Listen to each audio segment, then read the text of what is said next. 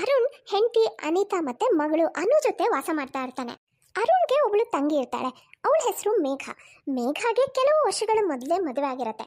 ಮೇಘ family ಕೂಡ Arun family ಇರತ್ತಲ್ಲ, ಅದೇ ಊರಿನಲ್ಲೇ ವಾಸ ಮಾಡ್ತಾ ಇರ್ತಾರೆ. ಅರುಣ್ಗೆ ತಂಗಿ ಮೇಘ ಕಂಡ್ರೆ ತುಂಬಾ ಪ್ರೀತಿ.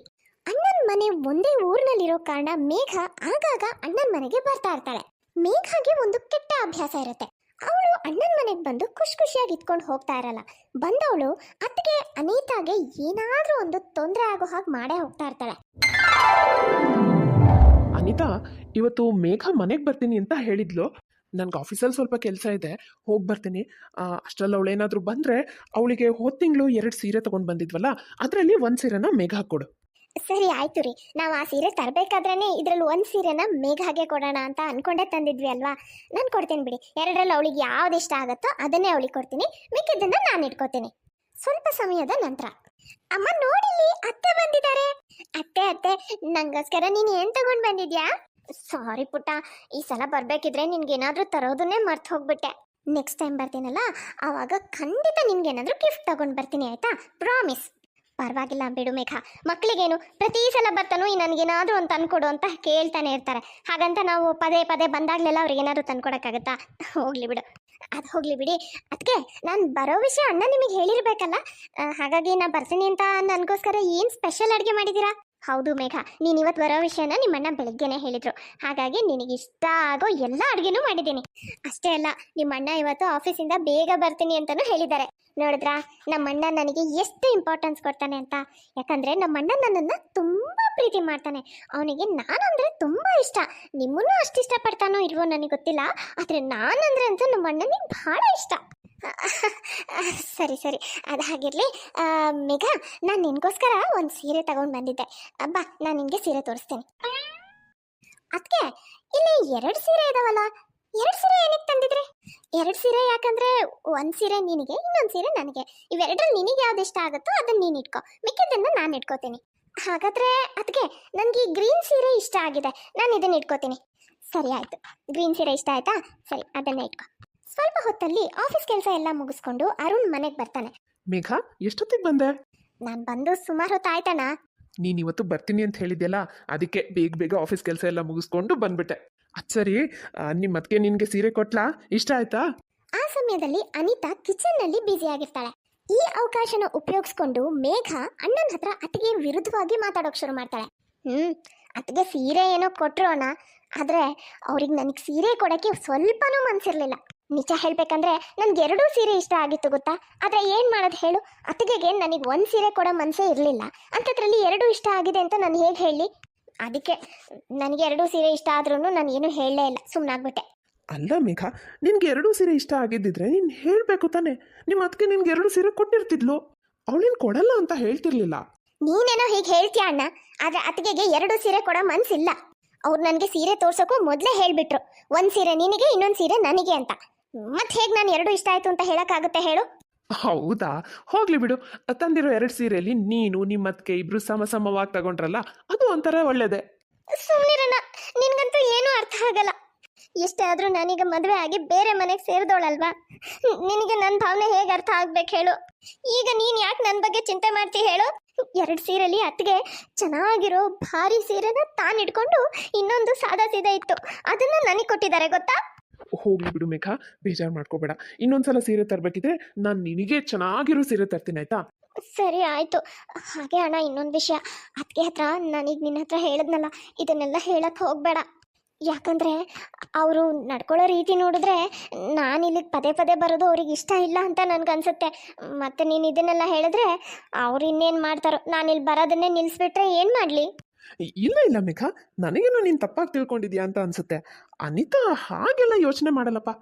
ಅಯ್ಯೋ ಅಣ್ಣ, ನೀನು ನಿನ್ನ ಹೆಂಡತಿ ಬಗ್ಗೆ ಆ ಥರ ತಿಳ್ಕೊಂಡಿದ್ಯಾ, ಆದರೆ ಅವರು ನೀನು ತಿಳ್ಕೊಂಡಿರೋ ಥರ ಇಲ್ಲ. ನಿನಗೆ ಗೊತ್ತಾ, ಇವತ್ತು ನಾನು ಇಲ್ಲಿಗೆ ಬರಬೇಕಿದ್ರೆ ಅನುಗೆ ತಿಂಡಿ ಅಥವಾ ಗಿಫ್ಟು ಏನು ತರಲೇ ಇಲ್ಲ. ಮರ್ತುಬಿಟ್ಟೆ, ನಾನು ಮರ್ತು ಬಂದೆ. ಅದನ್ನು ಹೇಳಿದೆ ಕೂಡ. ನಾನು ಮರ್ತೋದೆ ಅಂತ ಹೇಳಿದ್ರು ಅದಕ್ಕೆ ನನಗೆ ಏನೂ ತಂದಿಲ್ಲ ಅಂತ ಎಷ್ಟು ಮಾತಾಡಿದ್ರು ಗೊತ್ತಾ? ಹೋಗ್ಲಿ ಬಿಡು ಮೇಘ, ನೀನು ಬೇಜಾರು ಮಾಡ್ಕೋಬೇಡ. ನಾನು ನಿಮ್ಮ ಅತ್ತಿಗೆಗೆ ಎಲ್ಲ ತಿಳಿಸಿ ಹೇಳೋಕ್ಕೆ ಪ್ರಯತ್ನ ಮಾಡ್ತೀನಿ. ಹೀಗೆ ಮೇಘ ಅಣ್ಣನ ತಲೆಯಲ್ಲಿ ಅತ್ತಿಗೆ ಬಗ್ಗೆ ಇಲ್ಲಸಲ್ಲದನ್ನೆಲ್ಲ ತುಂಬಿ ಅಲ್ಲಿಂದ ಹೋಗ್ತಾಳೆ. ಅನಿತಾ, ನಾನು ನಿನಗೆ ಬೇಕಾಗಿರೋ ಎಲ್ಲದನ್ನು ಕೊಡಿಸ್ತೀನಿ, ಯಾವುದಕ್ಕೂ ಕಡಿಮೆ ಮಾಡಿಲ್ಲ. ಇಷ್ಟು ಚೆನ್ನಾಗಿ ನಾನು ನಿನ್ನನ್ನು ನೋಡ್ಕೊಳ್ಳೋವಾಗ ಕೊನೆ ಪಕ್ಷ ನೀನು ನನ್ನ ತಂಗಿ ಜೊತೆ ಒಂದು ಸ್ವಲ್ಪ ಒಳ್ಳೆ ರೀತಿ ಬಿಹೇವ್ ಮಾಡಬೇಕಲ್ವಾ? ಅವಳಿಗೆ ಬೇಜಾರಾಗೋ ಹಾಗೆ ನಡ್ಕೋಬಾರ್ದಾಗಿತ್ತು ತಾನೆ? ನೀವ್ ಯಾಕೆ ಹೀಗೆ ಮಾತಾಡ್ತಿದ್ದೀರಾ? ನೀವು ಈ ರೀತಿ ಮಾತಾಡೋ ಥರ ನಾನೇನು ಮಾಡಿದ್ದೀನಿ? ಮೇಘಾಗ್ ನಾನು ಅವಳು ಇಷ್ಟಪಟ್ಟು ಸೀರೆನೇ ಕೊಟ್ಟು ಕಳಿಸಿದ್ದೀನಿ. ಅವಳಿಗೆ ಬೇಜಾರಾಗೋ ಹಾಗೂ ಏನೂ ನಡ್ಕೊಂಡಿಲ್ಲ. ಮತ್ತೆ ಇನ್ನೇನು ಮಾಡಬೇಕಿತ್ತು ನಾನು? ಅಲ್ಲ ಅನಿತಾ, ಮೇಘಾಗೆ ಎರಡೂ ಸೀರೆ ಇಷ್ಟ ಆಗಿತ್ತು.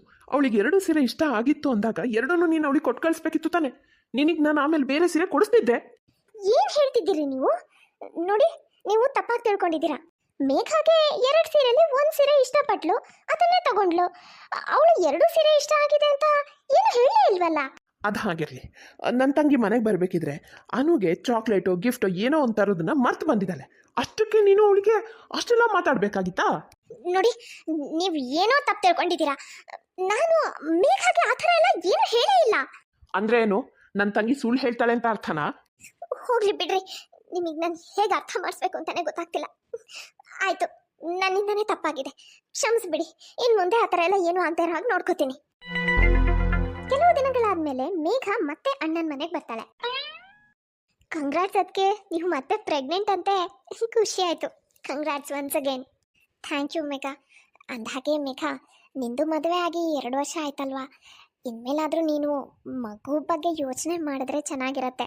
ನೋಡಿದೆ ಅಣ್ಣ, ಅದಕ್ಕೆ ಹೇಗೆ ಮಾತಾಡ್ತಿದ್ದಾರೆ. ತಾನು 2 ಸಲ ಪ್ರೆಗ್ನೆಂಟ್ ಆಗಿದ್ದಾರಲ್ವಾ, ಆದರೆ ನನಗೆ ಮದುವೆ ಆಗಿ 2 ವರ್ಷ ಆಯಿತು, ಇನ್ನು ನನಗೆ ಮಗು ಆಗಿಲ್ಲ. ಅದಕ್ಕೆ ನನಗೆ ಒಂಥರ ಆಗೋ ಹಾಗೆ ಮಾತಾಡ್ತಾ ಇದ್ದಾರೆ ನೋಡು. ಅನಿತಾ, ನಾನು ನಿನಗೆ ಎಷ್ಟು ಸಲ ಹೇಳಬೇಕು? ಮೊದಲೇ ನಾನು ನಿನಗೆ ವಾರ್ನ್ ಮಾಡಿದ್ದೀನಿ, ಮೇಘ ಜೊತೆ ಈ ಥರ ಎಲ್ಲ ಮಾತಾಡಬೇಡ, ನಡ್ಕೋಬೇಡ ಅಂತ. ಮತ್ತು ಅದನ್ನೇ ಮಾಡ್ತಿದ್ಯಲ್ಲ. ನಿನಗೆ ಏನು ಹೇಳಿ? ನೀನು ಈ ಥರ ಎಲ್ಲ ಮಾತಾಡಿದ್ರೆ ಅವಳ ಮನಸ್ಸಿಗೆ ನೋವಾಗುತ್ತೆ ಅಂತ ನಿನಗೆ ಅರ್ಥ ಆಗಲ್ಲ? ಇಲ್ಲ ರೀ, ನೀವು ನನ್ನ ಮಾತನ್ನ ತಪ್ಪಾಗಿ ಅರ್ಥ ಮಾಡ್ಕೊಳ್ತಾ ಇದ್ದೀರಾ. ನಾನು ಮೇಘಕ್ಕೆ ಒಂಥರ ಆಗಲಿ ಅಂತ ಮಾತಾಡಿದ್ದಲ್ಲ, ಸ್ವಾಭಾವಿಕವಾಗಿ ಹೇಳಿದ್ದು ಅಷ್ಟೇ. ಅವಳಿಗೆ ಒಳ್ಳೇದನ್ನೇ ಬಯಸಿ ನಾನು ಆ ಮಾತು ಹೇಳಿದ್ದು, ಬೇರೆ ಯಾವ ಉದ್ದೇಶ ಇರಲಿಲ್ಲ ರೀ. ಅದಕ್ಕೆ ಸುಮ್ಮನೆ ಏನೇನೋ ಹೇಳಬೇಡಿ. ನಿಮ್ಮ ಮಾತಿನ ಉದ್ದೇಶ ಏನು ಅನ್ನೋದು ನನಗೆ ಚೆನ್ನಾಗಿ ಅರ್ಥ ಆಗುತ್ತೆ. ನನಗೊಂಥರ ಆಗಲಿ ಅಂತಲೇ ನೀವು ಮಾತಾಡಿದ್ದು. ನನಗೆ 2 ವರ್ಷ ಆದರೂ ಮಕ್ಕಳಾಗಿಲ್ಲ ಅಂತ ನನಗೆ ಹಂಗ್ಸಕ್ಕೆ ನೀವು ಮಾತಾಡಿದ್ದು. ನನಗಂತೂ ನಿಮಗೆ ನನ್ನ ಮಾತಲ್ಲಿ ಯಾವುದೇ ಕೆಟ್ಟ ಉದ್ದೇಶ ಇರಲಿಲ್ಲ ಅನ್ನೋದನ್ನು ಹೇಗೆ ನಂಬಿಸ್ಬೇಕು ಅಂತ ಅರ್ಥ ಆಗ್ತಿಲ್ಲ. ಸರಿ ಬಿಡಿ, ನಿಮಗೆ ಹೇಗೆ ಬೇಕೋ ಹಾಗೆ ತಿಳ್ಕೊಳ್ಳಿ. ಹೀಗೆ ಸಮಯ ಕಳೆಯುತ್ತೆ. ಕೆಲವು ತಿಂಗಳಾದ್ಮೇಲೆ ಅನಿತಾಗೆ ಅವಳಿ ಜವಳಿ ಮಕ್ಕಳಾಗತ್ತೆ. ಇದರಿಂದಾಗಿ ಅನಿತಾ ಮತ್ತೆ ಅರುಣ್ ಇಬ್ರು ತುಂಬಾ ಖುಷಿಯಾಗಿರ್ತಾರೆ. ಇನ್ನೊಂದು ಕಡೆ ಮೇಘಾಗೆ ಚೆಕಪ್ ಮಾಡಿದಂಥ ಡಾಕ್ಟರ್ ಅವಳಿಗೆ ಇನ್ನೂ ಸಮಸ್ಯೆ ಇರೋದ್ರಿಂದ ಅವಳು ತಾಯಿ ಆಗೋಕೆ ಸಾಧ್ಯ ಇಲ್ಲ ಅಂತ ಹೇಳ್ಬಿಡ್ತಾರೆ. ಇದಾದ ನಂತರ ಮೇಘ ಅನಿತಾನ ನೋಡೋಕ್ಕೋಸ್ಕರ ಹಾಸ್ಪಿಟಲಿಗೆ ಬರ್ತಾಳೆ. ಕಂಗ್ರಾಟ್ಸ್, ಅದಕ್ಕೆ ನಿಮಗೆ ಒಟ್ಟಿಗೆ 2 ಮಕ್ಕಳಾಗಿದೆ. ಈಗಾಗಲೇ ಇನ್ನೊಂದು ಮಗು ಕೂಡ ಇದೆ. ಆದರೆ ನನಗೆ ನನ್ನ ಪರಿಸ್ಥಿತಿ ನೋಡಿ. ಮೇಘ, ನಿಜವಾಗ್ಲೂ ನಿನಗೆ ಡಾಕ್ಟರ್ ಹೇಳಿದ್ದನ್ನು ಕೇಳಿ ನನಗೆ ತುಂಬಾ ಬೇಜಾರಾಯಿತು. ಬೇಜಾರು ಮಾಡ್ಕೋಬೇಡ ಮೇಘ, ಏನು ಮಾಡೋಕ್ಕಾಗುತ್ತೆ? ದೇವ್ರಿದ್ದಾನೆ, ಸುಮ್ಮನಿರು. ಒಂದಲ್ಲ ಒಂದಿನ ನಿನಗೂ ಒಳ್ಳೇದಾಗೇ ಆಗುತ್ತೆ. ಹೌದು ಮೇಘ, ದೇವ್ರ ಮೇಲೆ ನಂಬಿಕೆ ಇಡು. ಖಂಡಿತ ನಿನಗೂ ಒಳ್ಳೇದಾಗೇ ಆಗುತ್ತೆ. ನನ್ನ ಮಕ್ಕಳನ್ನೇ ನಿನ್ನ ಮಕ್ಕಳು ಅಂತ ತಿಳ್ಕೊ. ನೋಡಿದೆ ಅಣ್ಣ, ಅದಕ್ಕೆನಾ ಸ್ವಲ್ಪ ಅವಕಾಶ ಸಿಕ್ಕರೆ ಸಾಕು ನನಗೆ ಒಂಥರ ಮಾಡೋಕ್ಕೆ ಕಾಯ್ತಾನೆ ಇರ್ತಾರೆ. ಈಗಂತೂ ಅವರಿಗೆ ಇಬ್ಬರಿಬ್ರು ಅವಳಿ ಜವಳಿ ಗಂಡು ಮಕ್ಕಳು ಬೇರೆ ಆಗ್ಬಿಟ್ಟಿದ್ದಾರೆ. ಅದಕ್ಕೆ ಅವ್ರನ್ನ ಹಿಡಿಯೋಕ್ಕೆ ಆಗ್ತಾ ಇಲ್ಲ. ನನ್ನ ಮಕ್ಕಳನ್ನೇ ನಿನ್ನ ಮಕ್ಕಳು ಅನ್ಕೋ ಅಂತ ಹೇಳ್ತಿದ್ದಾರೆ. ಅದು ಹೇಗಣ್ಣ ಅನ್ಕೊಳಕ್ಕಾಗತ್ತೆ? ಆ ಮಕ್ಕಳೇ ನನ್ನ ಜೊತೆಗೆ ಇರ್ತವೆ, ನಿಮ್ಮ ಮನೇಲಿ ತಾನೇ ಇರ್ತಾರೆ. ಅನಿತಾ, ಸ್ವಲ್ಪ ಸುಮ್ಮನೆ ಇರ್ತೀಯಾ? ಪಾಪ ಅವಳು ನೋವಲ್ಲಿದ್ದಾಳೆ. ಈ ಸಮಯದಲ್ಲಾದರೂ ಸ್ವಲ್ಪ ನೋಡಿ ಮಾಡಿ ಮಾತಾಡು. ರೀ, ನನ್ನ ಮಾತನ್ನು ಯಾಕೆ ನೀವುಗಳು ತಪ್ಪಾಗಿ ತಿಳ್ಕೊಳ್ತೀರಾ? ತಪ್ಪಾಗಿ ತಿಳ್ಕೊಳ್ಳೋ ಅಂತ ಮಾತು ನಾನು ಏನು ಹೇಳ್ದೆ ಇವಾಗ? ಮೇಘ, ನಾನೊಂದು ನಿರ್ಧಾರಕ್ಕೆ ಬಂದಿದ್ದೀನಿ. ನನಗೀಗ 2 ಗಂಡು ಮಕ್ಕಳಾಗಿದ್ದಾರೆ. ಈಗಾಗಲೇ ನನಗೊಬ್ಳು ಹೆಣ್ಮಗಳು ಕೂಡ ಇದ್ದಾಳೆ. ಹಾಗಾಗಿ ನಾನು ಈ 2 ಗಂಡು ಮಕ್ಕಳಲ್ಲಿ ಒಂದು ಮಗುನ ನಿನಗೆ ಕೊಡಬೇಕು ಅಂತ ನಿರ್ಧಾರ ಮಾಡಿದ್ದೀನಿ. ಅನಿತಾ, ನೀನು ಏನು ಹೇಳ್ತಿದ್ಯಾ? ನಾನು ಸರಿಯಾಗಿ ಹೇಳ್ತಾ ಇದ್ದೀನಿ ರೀ. ನಮ್ಮನೆ ಮಾತ್ರ ಮಕ್ಕಳಿಂದ ತುಂಬಿದ್ದು, ಪಾಪ ಮೇಘ ಮಾತ್ರ ಮಕ್ಕಳಿಲ್ಲ ಅನ್ನೋ ಕೊರಗಲ್ಲಿದ್ರೆ ನಾವಾದರೂ ಅವಳನ್ನ ಆ ಪರಿಸ್ಥಿತಿ ನೋಡಿ ಸಂತೋಷವಾಗಿರೋಕ್ಕಾಗತ್ತಾ? ಅದರಲ್ಲೂ ಡಾಕ್ಟ್ರ್ ಬೇರೆ ಅವಳಿಗೆ ಇವತ್ತು ಈ ಥರ ಹೇಳಿದ್ದಾರೆ. ಹಾಗಾಗಿ ನಾನು 2 ಮಕ್ಕಳಲ್ಲಿ ಒಂದು ಮಗುನ ಅವಳಿಗೆ ಕೊಡಬೇಕು ಅಂತ ನಿರ್ಧಾರ ಮಾಡಿದ್ದೀನಿ. ಅಷ್ಟಕ್ಕೂ ನಮ್ಮ ಮಗುನ ನಾವು ಬೇರೆ ಯಾರಿಗೂ ಕೊಡ್ತಿಲ್ವಲ್ಲ. ಒಂದು ರೀತಿ ಹೇಳಬೇಕಂದ್ರೆ ನಮ್ಮ ಮಗು ನಮ್ಮ ಕಣ್ಣೆದುರಿಗೆ ಬೆಳೆಯುತ್ತೆ. ಅದಕ್ಕೆ ನಿಜವಾಗ್ಲೂ ನೀವು ನಿಮ್ಮ ಒಂದು ಮಗುನ ನನಗೆ ಕೊಡ್ತೀರಾ? ಹೌದು ಮೇಘ, ನಾನು ನಿರ್ಧಾರ ಮಾಡಿನೇ ಈ ಮಾತು ಹೇಳ್ತಾ ಇರೋದು. ನೀನು ನನಗೆ ತಂಗಿ ಇದ್ದ ಹಾಗೆ. ನನ್ನ ತಂಗಿಗೋಸ್ಕರ ನಾನು ಇಷ್ಟು ಮಾಡೋಕ್ಕಾಗಲ್ವಾ? ಅದಕ್ಕೆ ನಿಮಗೆ ದೊಡ್ಡ ಮನಸ್ಸಿಗೆ, ದೊಡ್ಡ ಗುಣಕ್ಕೆ ನಾನು ಏನು ಹೇಳಬೇಕು ಅಂತಲೇ ಗೊತ್ತಾಗ್ತಿಲ್ಲ. ನಾನು ನಿಮಗೆ ಇಷ್ಟೆಲ್ಲ ತೊಂದರೆ ಕೊಟ್ಟೆ, ಹೊಟ್ಟೆ ಕಿಚ್ ಪಡ್ತಿದ್ದೆ ನಿಮ್ಮನ್ನು ನೋಡಿ. ನಿಮ್ಮ ಮನೆಗೆ ಬಂದಾಗಲೆಲ್ಲ ನಿಮ್ಮ ವಿರುದ್ಧವಾಗಿ ಅಣ್ಣನ ತಲೆಯಲ್ಲಿ ಏನೇನೋ ತುಂಬಿ ಹೋಗ್ತಿದ್ದೆ. ಅದರಿಂದ ನಿಮ್ಮಿಬ್ಬರ ಮಧ್ಯೆ ಜಗಳ ಆಗಬೇಕು ಅನ್ನೋದು ನನ್ನ ಉದ್ದೇಶ ಆಗಿರ್ತಿತ್ತು. ನೀವು ನನಗೆ ಯಾವತ್ತೂ ಯಾವ ರೀತಿಲೂ ನೋವು ಮಾಡಿರಲಿಲ್ಲ. ಆದರೆ ನಾನು ಅಣ್ಣನ ಹತ್ರ ನೀವು ನನಗೆ ಹಂಗಂದ್ರಿ ಹಿಂಗಂದ್ರಿ, ನೀವು ನನಗೆ ಸೀರೆ ಕೊಡಲಿಲ್ಲ, ಅದು ಮಾಡಲಿಲ್ಲ, ಇದು ಮಾಡಲಿಲ್ಲ ಅಂತ ಏನೇನು ಹೇಳಕ್ಕೆ ಸಾಧ್ಯನೋ ಎಲ್ಲ ಹೇಳ್ತಿದ್ದೆ. ಸುಳ್ಳು ಸುಳ್ಳು ಹೇಳ್ತಿದ್ದೆ. ನಿಮ್ಮ ಜೊತೆ ಇಷ್ಟು ಕೆಟ್ಟದಾಗಿ ನಡ್ಕೊಂಡಿರೋ ನನಗೆ ನೀವಿವತ್ತು ನೀವು ಹೆತ್ತಿರೋ ಮಗುನ ಕೊಡ್ತಾ ಇದ್ದೀರಾ. ನಿಮ್ಮ ಈ ದೊಡ್ಡ ಗುಣಕ್ಕೆ ನಾನು ಏನು ಹೇಳಿ ಅದಕ್ಕೆ? ನಾನು ಅದು ಯಾವುದನ್ನು ಮನಸ್ಸಲ್ಲಿ ಇಟ್ಕೊಂಡಿಲ್ಲ ಮೇಘ. ನೀನು ಅಷ್ಟೇ. ಇನ್ಮೇಲೆ ಅದು ಯಾವುದನ್ನು ಮನಸ್ಸಲ್ಲಿ ಇಟ್ಕೋಬೇಡ. ಅನಿತಾ, ದಯವಿಟ್ಟು ನನ್ನನ್ನು ಕ್ಷಮಿಸ್ಬಿಡು. ಮೇಘ ಮಾತು ಕೇಳಿ ನಾನು ನಿನಗೆ ತುಂಬ ಸಲ ಬೈದಿದ್ದೀನಿ, ತುಂಬ ಸಲ ಕೋಪ ಮಾಡ್ಕೊಂಡಿದ್ದೀನಿ ನಿನ್ನ ಮೇಲೆ. ದಯವಿಟ್ಟು ನನ್ನ ಕ್ಷಮಿಸ್ಬಿಡು. ಅಣ್ಣ, ನಾನು ಪ್ರತಿ ಸಲ ನಿಮ್ಮ ಮನೆಗೆ ಬಂದಾಗಲೂ ನಿನ್ನ ಮತ್ತೆ ಅತ್ತಿಗೆ ಮಧ್ಯೆ ಭಿನ್ನ ಅಭಿಪ್ರಾಯ ಬರೋ ಹಾಗೆ ಏನಾದರೂ ಒಂದು ಮಾಡೇ ಬರ್ತಿದ್ದೆ. ದಯವಿಟ್ಟು ನನ್ನ ಕ್ಷಮಿಸ್ಬಿಡು. ನಾನು ನಿನ್ನ ಹತ್ರ ಹೇಳ್ತಿದ್ದ ಹಾಗೆ ಏನೂ ಇಲ್ಲ. ಅತ್ತಿಗೆ ಯಾವತ್ತೂ ನನಗೆ ಯಾವ ವಿಷಯದಲ್ಲೂ ಬೇಜಾರು ಮಾಡಿಲ್ಲ. ಮನೆಗೆ ಬಂದಾಗಲೆಲ್ಲ ನನಗೆ ಎಷ್ಟು ಸಾಧ್ಯನೋ ಅಷ್ಟು ಚೆನ್ನಾಗಿ ನೋಡ್ಕೊಂಡು ಕಳಿಸಿದ್ದಾರೆ. ಹೋಗಲಿ ಬಿಡು ಮೇಘ, ಎಷ್ಟೇ ಆದರೂ ನೀನು ನನ್ನ ಮುದ್ದಿನ ತಂಗಿ ಅಲ್ವಾ. ನೀನೇನೇ ತಪ್ಪು ಮಾಡಿದ್ರು ನಾನು ನಿನ್ನನ್ನು ಕ್ಷಮಿಸ್ತೀನಿ. ಅದರಲ್ಲೂ ನೀನು ಮಾಡಿರೋ ತಪ್ಪಿಗೆ ಪಶ್ಚಾತ್ತಾಪ ಪಡ್ತಿದ್ಯಾ. ಹೀಗಿರುವಾಗ ನಿನ್ನನ್ನು ಕ್ಷಮಿಸದೆ ಇರೋಕ್ಕಾಗುತ್ತಾ? ಆಗಿದ್ದನ್ನೆಲ್ಲ ಮರೆತು ನಾವೆಲ್ಲರೂ ಇನ್ಮೇಲೆ ಖುಷಿಯಾಗಿರೋಣ. ನೋಡಿದ್ರಲ್ಲ ಫ್ರೆಂಡ್ಸ್, ಇವತ್ತಿನ ಈ ವಿಡಿಯೋ ನಿಮಗೆ ಸ್ವಲ್ಪನಾದರೂ ಇಷ್ಟ ಆಗಿದ್ರೆ ಪ್ಲೀಸ್ ಚಾನಲ್ನ ಸಬ್ಸ್ಕ್ರೈಬ್ ಮಾಡಿ. ಹಾಗೆ ಪ್ಲೀಸ್ ಲೈಕ್ ಮಾಡೋದನ್ನು ಮಾತ್ರ ಮರಿಬೇಡಿ. ಮುಂದಿನ ವಿಡಿಯೋದಲ್ಲಿ ಮತ್ತೆ ಸಿಗೋಣ. Bye friends.